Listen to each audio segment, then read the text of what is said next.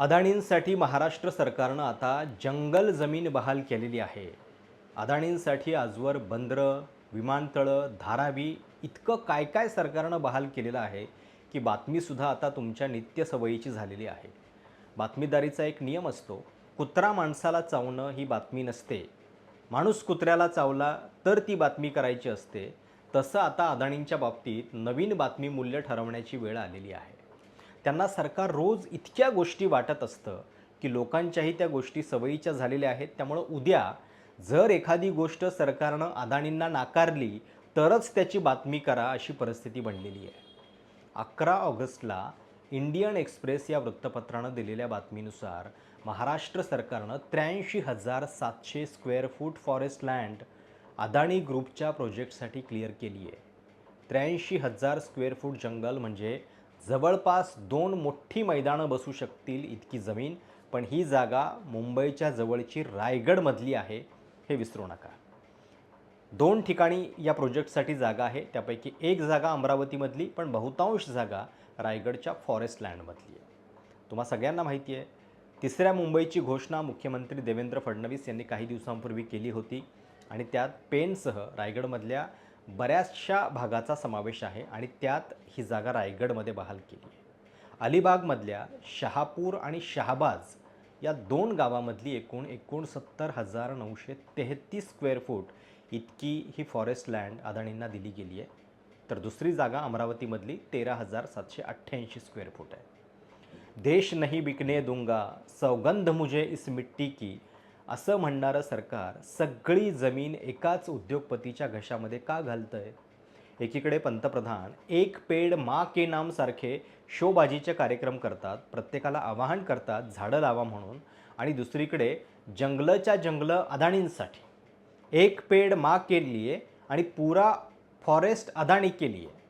रायगडमध्ये प्रस्तावित सिमेंट टर्मिनलसाठी आणि अमरावतीमध्ये अदाणी टोटल गॅसच्या पाईपलाईन प्रोजेक्टसाठी या जमिनीचं वाटप महाराष्ट्र सरकारनं केलं आहे. आता उद्योगांसाठी इन्फ्रास्ट्रक्चर उभारायला नको का, त्याच्यासाठी जमीन नको का, हे प्रश्न महत्त्वाचे आहेत. पण जेव्हा सरकारी धोरणामध्ये पर्यावरणाचं नुकसान ही गोष्ट अदृश्य समजली जाते, कॉर्पोरेट प्रकल्पांनाच प्राधान्य दिलं जातं, तेव्हा विकास हा शब्दच धोकादायक बनतो. A democracy must ask not only how fast we can build, but what we are destroying and who gets to decide. त्यात रायगडच्या अलिबागमधल्या गावांमधली जी फॉरेस्ट लँड सरकारनं क्लिअर केलेली आहे त्याच्याबद्दल जर आपण काही आणखीन डिटेल शोधायला गेले तर काय दिसतं, जी फॉरेस्ट लँड अदाणींच्या या सिमेंट टर्मिनलसाठी देण्यात आलेली आहे, जिथं ती बांधकामं होणार आहेत, जेट्टी उभारली जाणार आहे, जेट्टीपासून सिमेंट टर्मिनलपर्यंत माल नेण्यासाठी कन्व्हेयर कॉरिडॉर, प्रकल्पाला जोडण्यासाठी काही स्वतंत्र ॲप्रोच किंवा सर्व्हिस रोड तयार होणार आहेत, काही बॅकअप फॅसिलिटी तिथंच तयार केल्या जाणार आहेत. म्हणजे अधिकृत कागदपत्रानुसार अदाणींना दिलेल्या क्षेत्रामध्ये रिझर्व्ह फॉरेस्ट आहे, नाला आहे, मॅनग्रोव्ह फॉरेस्ट आहे, क्रिक मॅनग्रोव्ह फॉरेस्टही आहे. 14 जून 2019मध्ये पहिल्यांदा याबाबतचं एक ऑनलाईन प्रपोजल देण्यात आल्याची माहिती या बातमीत देण्यात आलेली आहे. टप्प्याटप्प्यानं एक परवानग्या मिळत गेल्या आणि महायुती सरकारच्या काळामध्ये 24 ऑक्टोबर 2025ला स्टेज 2चं ॲप्रुव्हल या फॉरेस्ट लँडबद्दलचं दिलं गेलं. थोडक्यात अदाणींना फॉरेस्ट लँड देण्याचा निर्णय जो आहे तो एका दिवसात किंवा एका महिन्यात झालेला नाही आहे. त्याच्यामध्ये इतक्या दिवसांचं सगळं प्लॅनिंग आहे. आणि आता मॅनग्रोव्ह किंवा क्रिक मॅनग्रोव्हसुद्धा काढल्याचे परिणाम काय होतात ते लक्षात घ्या. मॅनग्रोव्ज म्हणजे खारपुटी आणि क्रिक मॅनग्रोव्ज म्हणजे खाडीकाठची खारपुटी. या दोनही मॅनग्रोव्ज सागरी आणि जमिनीवरील परिसंस्थेतील सर्वात महत्त्वाच्या नैसर्गिक सुरक्षा भिंत मानल्या जातात, ज्याला बायोशिल्ड असं म्हटलं जातं. खाडीच्या किंवा समुद्राच्या दलदलीच्या खाऱ्या पाण्यात वाढणाऱ्या या वनस्पती पर्यावरणाचा समतोल राखण्यामध्ये मोलाची भूमिका बजावतात. म्हणजे नेमकं काय करतात तर समुद्रात किंवा खाडीमध्ये येणाऱ्या मोठ्या लाटा, वादळं आणि सुनामीचा वेग मॅंग्रोवची दाट मुळं आणि खोडं अडवून धरतात. त्यामुळं किनाऱ्यांवरील गावाचं आणि शहराचं नुकसान टळतं. जोरदार पावसामध्ये किंवा भरतीच्या वेळी येणारं अतिरिक्त पाणी ही जंगलं शोषून घेतात आणि पुराची तीव्रता कमी करतात. ही मुळं खाडीतील चिखल, गाळ आणि माती घट्ट पकडून ठेवतात. त्यामुळं पाण्याच्या जोरदार प्रवाहानं किनारपट्टीची माती वाहून जात नाही. हा सगळा मँग्रोवचा पर्यावरणाच्या दृष्टीनं उपयोग. आता देशभरामध्ये अदानींच्या वेगवेगळ्या कंपन्यांना भाजप सरकार आल्यापासून जी कामं मिळालेली आहेत त्याची यादी एकदा राज ठाकरेंनी शेअर केलेली होती. महानगरपालिकेच्या निवडणुकीचा जो प्रचार चालू होता BMCचा, त्यावेळी राज ठाकरेंनी शेअर केलेला हा व्हिडिओ बघा.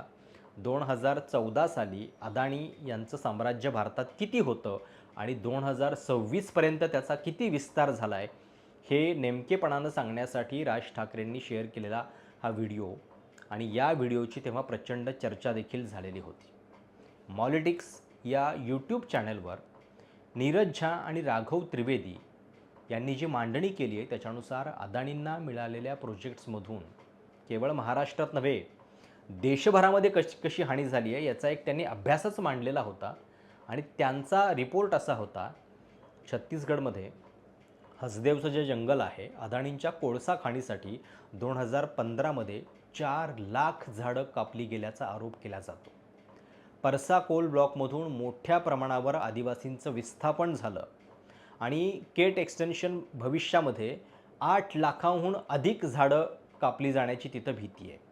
तर दुसरीकडं आपल्याच देशामध्ये कॅगचा रिपोर्ट सांगतोय की भारतामध्ये वनक्षेत्र वाढवण्याची कामगिरी सरकार फक्त 2% पूर्ण करू शकलेलं आहे. म्हणजे झाडं कापण्याचा रेट काय आहे आणि झाडं पुन्हा लावण्याचा रेट काय आहे ते बघा. जे मिशन अंतर्गत तुम्हाला उद्दिष्ट देण्यात आलेलं होतं वनक्षेत्र वाढवण्याचं, त्याच्यामधली तूट जी आहे ती तब्बल 98% आहे.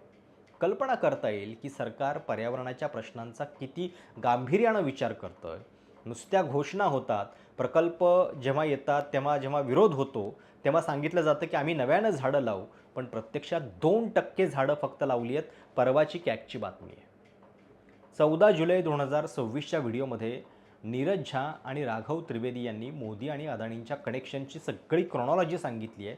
आणि त्यात त्यांनी सांगितलं आहे की 2013च्या आधी जागतिक श्रीमंतांच्या यादीमध्ये अदानी खूप मागे होते. त्यांची संपत्ती त्यावेळी $3.6 अब्ज इतकी होती. 2013 ते 14 या एकाच वर्षामध्ये अदानींची संपत्ती दुप्पट झाली, $6.2 अब्ज. 2019पर्यंत $15 अब्ज आणि आता पहिल्या 100 श्रीमंतांच्या यादीमध्ये त्यांनी स्थान मिळवलं. 2022मध्ये कोरोनाच्या काळामध्ये तर तब्बल $155 अब्ज पर्यंत ते पोहोचले होते. जगातल्या सर्वात श्रीमंत व्यक्तींच्या रांगेमध्ये दुसऱ्या नंबरवरती जाऊन आले.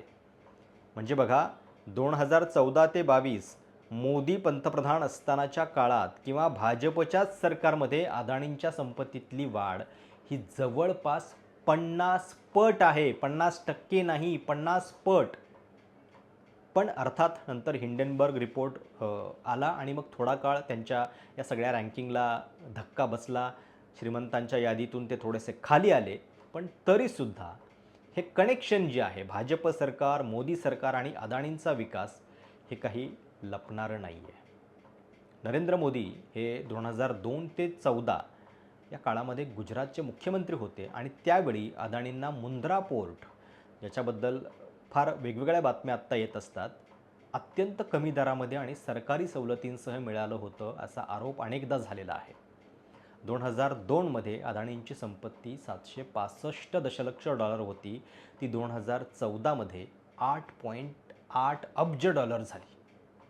2014मध्ये मोदी पहिल्यांदा पंतप्रधान म्हणून दिल्लीत आले तेव्हा त्यांनी अदानींच्या विमानाचा वापर केलेला होता असा देखील आरोप केला जातो. त्याच्या संदर्भातल्या काही बातम्यासुद्धा आलेल्या आहेत.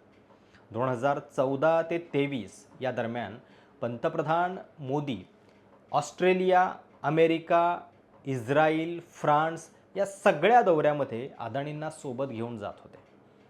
डिसेंबर 2023मध्ये पंतप्रधान मोदींनी केनियाच्या राष्ट्रपतींची भेट घेतली आणि त्यांची दिल्लीत अदानींशी भेट घडवून आणली.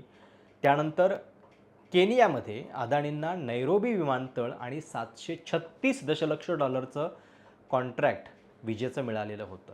अर्थात जे नंतर अनियमिततेमुळं रद्दही झालं. पण हा जो संबंध आहे पंतप्रधान मोदींचे दौरे आणि पाठोपाठ त्या देशाचं अदानींना मिळणारं कंत्राट, हे काहीतरी त्याच्यामध्ये वेगळं आहे, काहीतरी एक कनेक्शन आहे, हे सांगणारं आहे. आणि अशी खूप मोठी यादी तुम्हाला सांगता येईल. भारतामध्ये सुद्धा 8 मोठे एअरपोर्ट्स ज्यांचं वार्षिक प्रवासी प्रमाण सुमारे 1 कोटी आहे, असे मोठे एअरपोर्ट्स अदानींच्याकडं 50 वर्षांच्या लीजवरती आहेत. अहमदाबाद, लखनौ, मंगळुरू, जयपूर, गुवाहाटी, तिरुवनंतपुरम, मुंबई, नवी मुंबई या विमानतळाचा त्याच्यात समावेश आहे. विमानतळानंतर नंबर लागतो बंदरांचा. समुद्री मार्गाने होणाऱ्या व्यापारावर नियंत्रण ठेवणारी भारतातली 13हून अधिक मोठी बंदरं अदानींच्या ताब्यामध्ये आहेत. त्यात मुंद्रा, धामरा, कट्टुपल्ली अशी मोठी पोर्ट्ससुद्धा अदानीच ऑपरेट करतायत. एअरपोर्ट आणि बंदरं झाल्यानंतर नंबर लागतो तो वेअरहाऊसेसचा. फूड कॉर्पोरेशन ऑफ इंडिया म्हणजे FCIच्या वेअरहाऊस प्रकल्पामध्ये सुरुवातीला मक्तेदारी रोखण्यासाठी अँटी मोनोपॉली क्लॉज घातला गेला होता. मात्र डिसेंबर 2021मध्ये नीती आयोग आणि वित्त मंत्रालयानं 4,000 कोटींच्या वार्षिक उलाढालाची अट ठेवून छोटे टेंडर्स जे टाकत होते त्यांना बाद केलं आणि मे 2022मध्ये हा नियम पूर्णपणे काढून टाकला. त्यामुळं झालं काय, 66 पैकी 66 टेंडर्स अदानींना मिळाले. त्यामुळं देशातल्या 55 ते 60% वेअरहाऊस साठवणुकीवर एकट्या अदानींचा कंट्रोल आहे. म्हणजे एखाद्या क्षेत्रामध्ये मोनोपॉली किती असावी एखाद्या माणसाची, आणि ती जर केवळ आणि केवळ सरकारच्या मेहरबानीनं वाढत असेल तर त्याला काय म्हणायचं. सोबत आपण बघतोय की ज्यावेळी अदानी अडचणीमध्ये येतात, त्यांच्याबद्दल काही बातम्या येतात, तेव्हा LICचा पैसा जो आहे तो अदानींच्या कंपन्यांमध्ये गुंतवला गेलेला आहे. हिंडेनबर्गच्या काळामध्ये हेच झालेलं होतं. त्याच्याबद्दल सुद्धा अनेकदा आकडेवारी समोर आलेली आहे, पण पुढं मात्र काहीही होताना दिसत नाही आहे. त्यामुळं एकीकडे आपण असं बघतो की विकास पाहिजे, आम्हाला जलद विकास पाहिजे. पण विकास केवळ एकच उद्योगपती या देशामध्ये करू शकतात का? विकास केवळ एकाच उद्योगपतीच्या कंपन्या करू शकतात का? आणि त्याच्यासाठी पर्यावरणाची इतकी मोठी हानी करणं आवश्यक आहे का? रायगडमध्ये ज्या ठिकाणी ही जमीन दिली गेलेली आहे, ती जमीन 83,000 स्क्वेअर फूटच्या आसपास 70,000 स्क्वेअर फूट एकट्या रायगडमधली आहे. याचा अर्थ तुम्ही लक्षात घ्याल की जिथं सोन्याचा भाव आहे, जिथं स्क्वेअर फूटसाठी हजारो लाखोंचे आकडे लागतात, तिथं इतकी मोठी जमीन ही केवळ अदानींना अशा सगळ्या इकॉलॉजिकल सेन्सिटिव्ह गोष्टी बाजूला ठेवून का दिली जाते आहे, आणि केवळ अदानींनाच ती मिळते आहे का? आता अदानींच्याबद्दल काही बोललं, त्यांच्याबद्दल काही रिपोर्ट्स केल्या की त्यांच्या वेगवेगळ्या इन्फ्लुएन्सर्सना आणि इतर डिजिटल चॅनल्सना धमक्या दिल्या जातात, व्हिडिओ काढून टाकण्यास भाग पाडलं जातं. त्यामुळं हा व्हिडिओसुद्धा जर तुम्ही बघत असाल तर कृपया डाउनलोड करून ठेवा, जेणेकरून तुम्हाला भविष्यात तो पुन्हा बघायला मिळेल. आणि स्वतंत्र पत्रकारितेसाठी शक्य तितक्या पद्धतीनं तुमची मदत करा, कारण हे असे प्रश्न जे जनतेच्या लोकशाहीच्या हितानं फार महत्त्वाचे आहेत, ते अशाच प्लॅटफॉर्मवरती विचारले जाऊ शकतात. आणि म्हणून महाराष्ट्र सरकारचा हा निर्णय, खरं तर यादी काढली तर काय काय नाही दिलं, डेअरीच्या जमिनीपासून मुलुंडच्या जमिनीपर्यंत अदानींच्यासाठी धारावी सगळी खुली करण्यात आलेली आहे. आणि पाठोपाठ आता रायगडपर्यंत ही मजल पोहोचलेली आहे. म्हणजे जर आपण मुंबईचा नकाशा बघितला तर सगळ्या समुद्रावरती आजूबाजूनं अदानींची ही मगरमिठी जी आहे ती आवळत चाललेली आहे. त्यामुळं मुंबई कोणाची असं आपण केवळ घोषणांमध्ये म्हणत राहू, प्रत्यक्षात मात्र ती अशा माध्यमातनं या गुजराती शेठची होऊन जाईल, हे काही वेगळं सांगायला नको. त्यामुळं तुम्हाला या बातमीबद्दल नेमकं काय वाटतं, तुमच्या काही सूचना प्रतिक्रिया असतील आवर्जून कळवा.